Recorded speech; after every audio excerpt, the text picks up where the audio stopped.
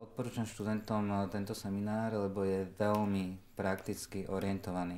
A o tom aj to štúdium MBA je. Je o tom tie skúsenosti z praxe si vymieňať. Čiže počas mojich seminárov vzniká diskusia. A to je dôležité. To je najväčší plus. Výmena skúseností. Každý má iné skúsenosti a keď o nich hovoríme, tak človek si uvedomuje nejaké veci a keď ich aplikuje potom, tak väčšinou sú to úspešné rozhodnutia.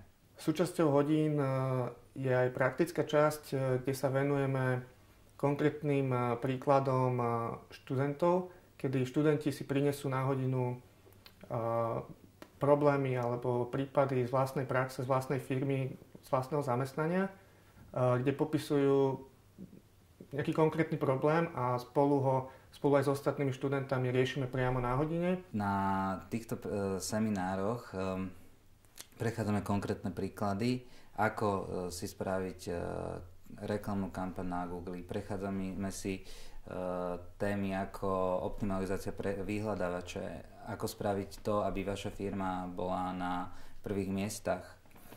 Takisto dôležité iné témy v rámci online marketingu, ako e-mail marketing.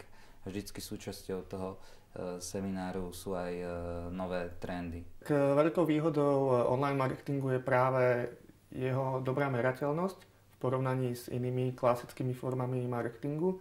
To znamená, že prakticky každá aktivita, ktorá sa v online robí, sa dá zmerať, dá sa kvantifikovať nejakými cieľmi a na základe týchto cieľov, ktoré si firma alebo značka nastaví, vieme vyhodnocovať, či sa tieto ciele plnia alebo neplnia. Čiže dajú sa veľmi dobre vyhodnotiť kampane, či sú úspešné alebo neúspešné. Výstup seminára online marketing je vypracovanie online marketingového plánu.